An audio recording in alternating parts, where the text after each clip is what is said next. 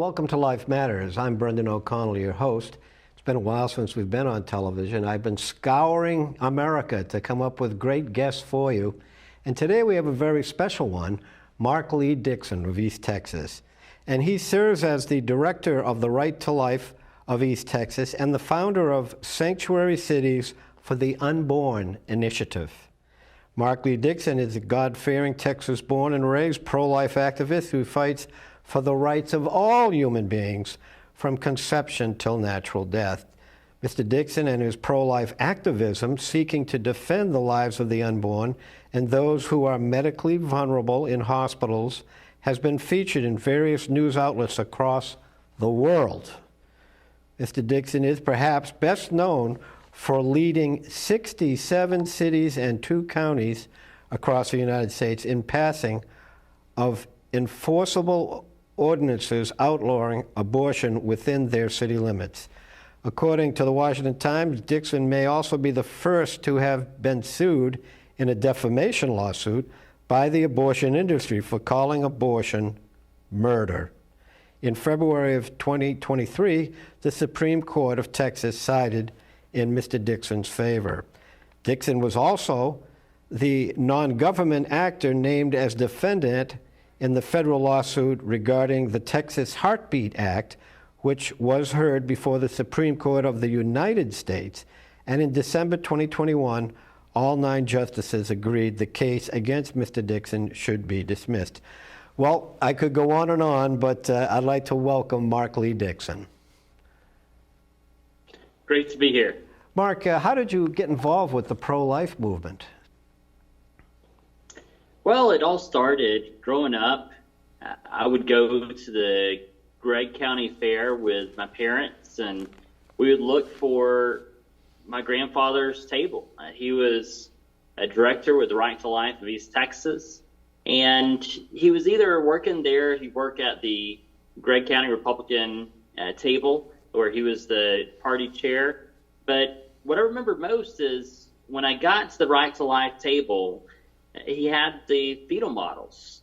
And I remember at a very young age holding those fetal models and just astounded at the fact that there are people out there that would end the life of small, innocent children such as those.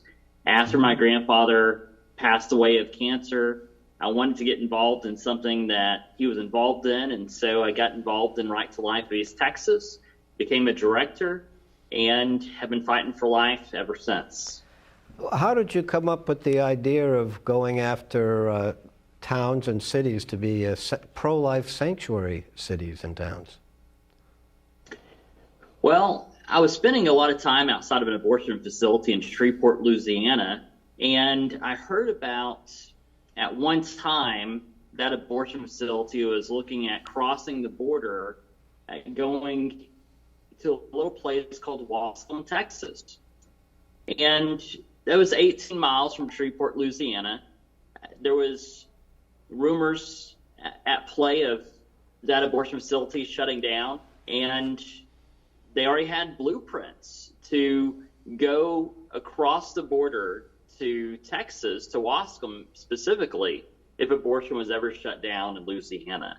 Mm-hmm. And so I was wrestling with that idea of an abortion facility coming to Wascom, and I ended up just kind of dawned on me that if an abortion facility moved to Wascom, it wouldn't have been Texas Capital's problem at the city of Austin. It wouldn't be Washington, D.C.'s problem, our nation's capital, but it would be Wascom's problem. Mm-hmm. And so reached out to the mayor, Mayor Jesse Moore, and he asked me what he could do, and I encouraged him to pass an ordinance outlawing abortion within the city limits. He asked me to expedite him that ordinance.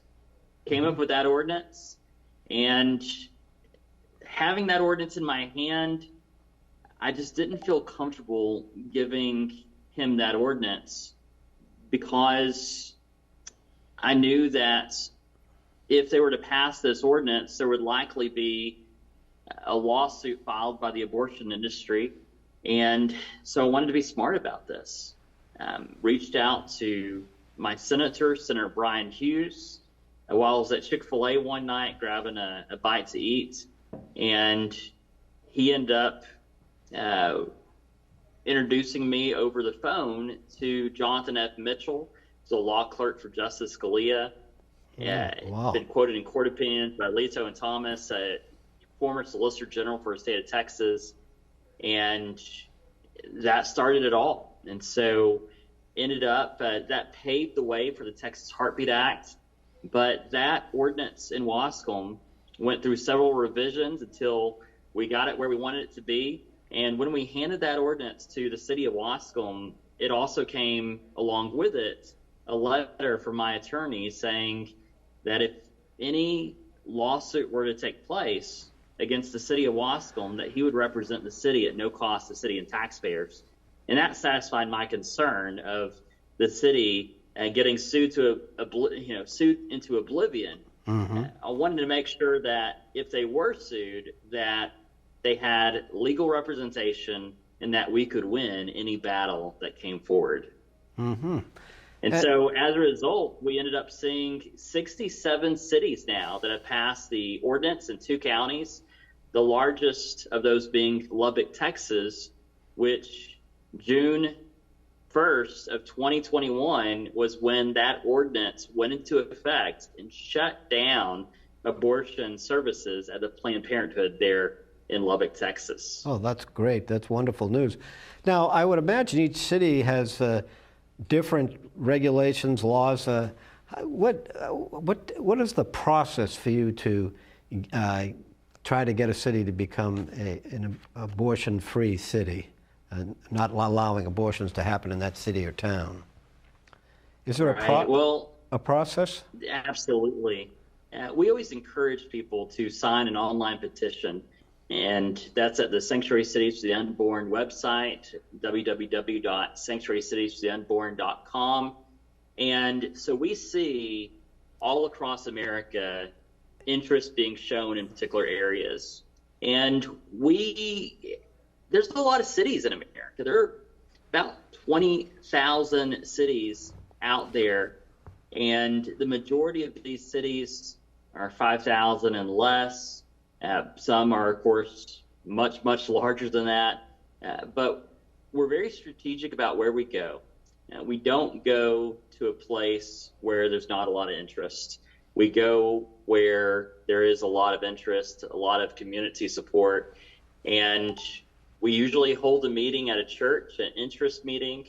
Sometimes we do it at a bingo hall or a community center or Republican Party headquarters. A lot of times, though, it's the churches, and we really work on getting the church mobilized in that area, the church engaged in the issue, and we look at a whole host of factors. If they do not have a pregnancy resource center, we try to connect them with a pregnancy resource center. Sometimes in this process, a pregnancy resource center has been started. Just because someone saw a need and decided to meet that need. But the places that we are working on now are places like Greenville County, South Carolina, and Pickens, South Carolina, Quincy, Illinois, Wright City, Missouri, Gallup, New Mexico, Artesia, New Mexico. Also, we're working on Snowflake, Arizona. So all the United States, these are cities that what city in Arizona those was communities have reached out. Snowflake, Arizona. There's a lot of interest there in that city. Wow. And so we're looking forward to moving forward in all these places. Sometimes this process is really fast. Sometimes it takes a while, but we're in it for the long haul, and we're very careful in doing this. We make sure that every city has legal representation when moving forward. And this is something that it doesn't matter what state it is. We believe that there's a way forward in every single state. So I can't wait to see Sanctuary Cities for the Unborn in California. and New York Wow. and everywhere.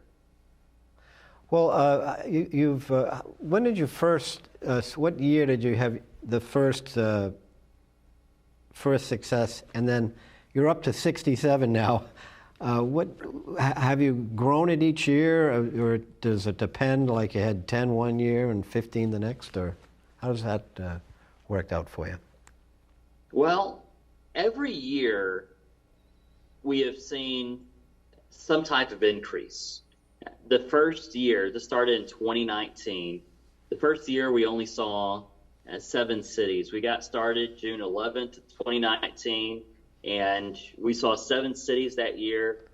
The next year we saw a little bit more. Of course, we were hit with the COVID situation, and so that slowed things down in city governments. There's so many that were doing Zoom calls. We had to adapt a little and pivot to places that were not as shut down. Mm-hmm. But then eventually, of course, we saw the next years more and more. And this last year was actually the first year that we didn't see the number of cities increase. We had more cities the year before pass the ordinance. But what we did see is we saw if we added up all the population of those cities, we're dealing with larger cities. And the population, of course, far exceeded all of the years prior. And we are on track to meet those same goals this year of having more people affected by these ordinances this year than even last year, which was a massive year for us. Mm-hmm. Are people turning to you and saying, Mark Lee Dickson, will you come into my city or town? Do they call you now, or how is the outreach there? Well, we do get a lot of people reaching out specifically to myself. I am the leading expert on local ordinances being passed that prohibit abortion at the city level. There's no one out there that's done more of these than I have. Mm-hmm. And I say that knowing that that's a high burden. I was home one day this year because people everywhere are wanting to see this process move forward, but they're acknowledging that they need help. They're acknowledging that they don't want to see their city that they don't have legal representation.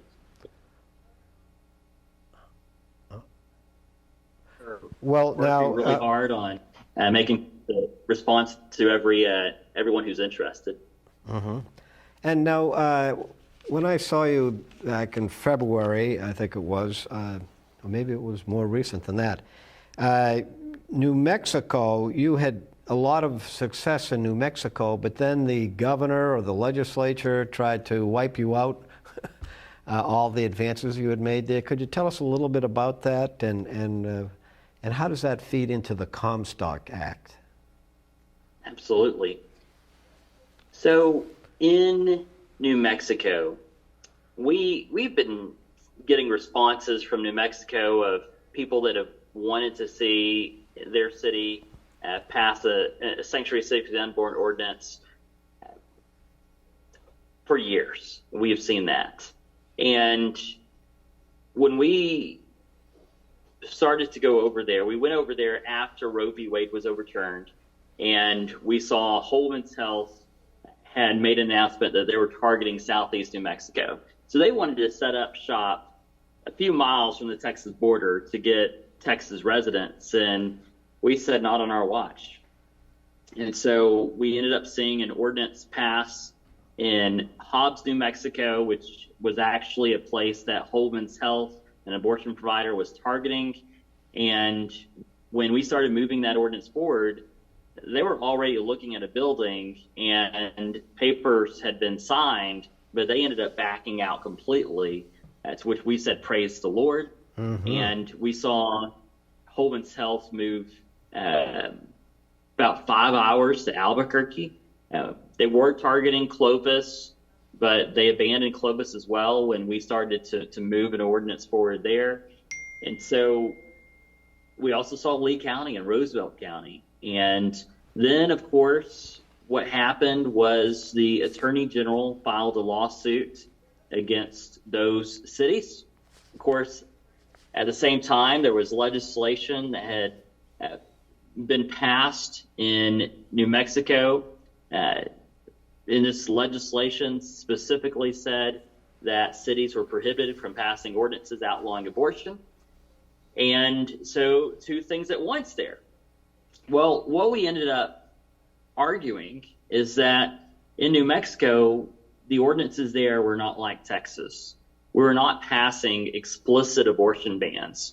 We're passing what I call specifically de facto abortion bans. These ordinances in New Mexico, all they do is require compliance with some federal statutes which were passed in 1873, which had never been repealed by Congress and have never been declared invalid by the courts. And what these federal statutes say, and this is part of the Comstock Act of 1873, these federal statutes prohibit the mailing and the receiving of abortion-inducing drugs and abortion paraphernalia. So anything that could be used for an abortion.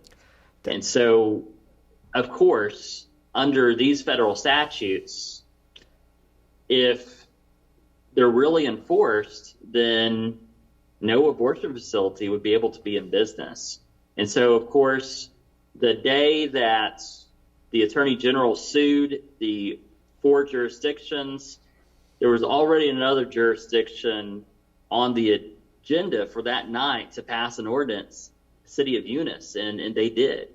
And they felt very emboldened that the fact that the Attorney General sued the other communities just made them want to pass it even more.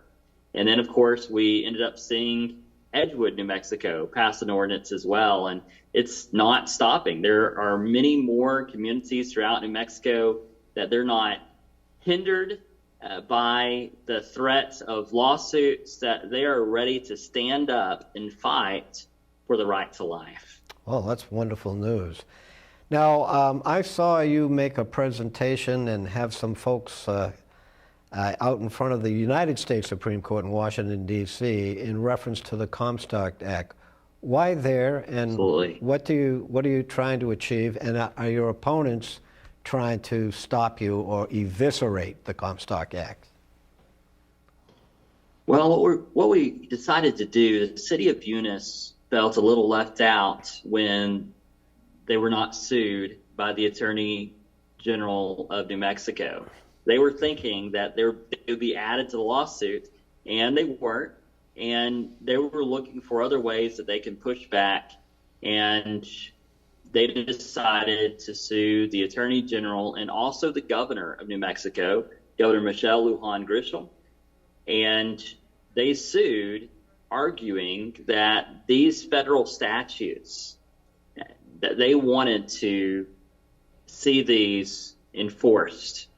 And so they were seeking a declaratory judgment regarding the Comstock Act and how these federal statutes trump all state laws and state constitutions, even New Mexico and their HB 7, which was a law specifically seeking to prohibit cities from passing ordinances restricting abortion. Mm-hmm. Well, that's being moved forward and is in process. There are other communities that are wanting to go after the Attorney General and the Governor as well in filing similar suits. And this is a battle that's going through the courts right now. We do expect this issue to eventually be discussed, the Comstock Act to be discussed before the Supreme Court of the United States of America. And that is why the mayor and a city councilwoman in Eunice, along with their senator, Senator David Gallegos, who lives in Eunice, they decided to do their press conference announcing their lawsuit at the Supreme Court of the United States in Washington, D.C., to send a loud message that this is where this discussion eventually is going to end up. And that sent a pretty loud message throughout all of New Mexico that we were extremely serious about this fight. For so long, Governor Michelle Lujan Grisham has had the microphone, and she has declared, prophesied even, that New Mexico is a pro-abortion state. And the fact that these cities have risen up and taken back the microphone has allowed America to see that New Mexico really is pro-life. And if we just all stand up in New Mexico, then we can see a New Mexico that's just as strong in the pro-life battle as the state of Texas. Wow, that'd be something. That really. Now, the Comstock Act, you're saying that the Comstock Act says you cannot bring drugs in, mail them into the state, or mail them out of the state. Is that it, or the Comstock Act? Could you just clarify that again? Absolutely. So the Comstock Act prohibits the mailing and receiving of abortion-inducing drugs and abortion paraphernalia. And so that is in the mail, but also any kind of carrier service, that's prohibited. So right now, and this is the law of the United States of America, and right now every single abortion facility is in violation of these federal statutes. Now, technically, under a new president, under this president if he wanted to, but any president could start enforcing these federal statutes. We know the Biden administration is not going to do that. We know the Biden administration has taken a narrow reading of these federal statutes.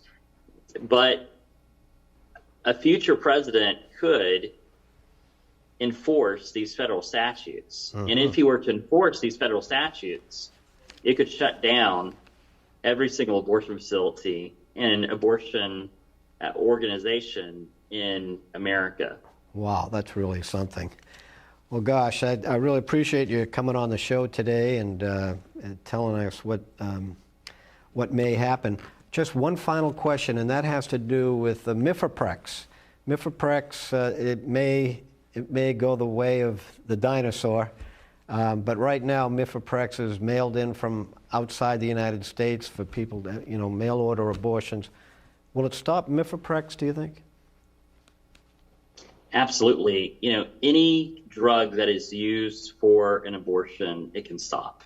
And so this is something that, people have been begging our Republican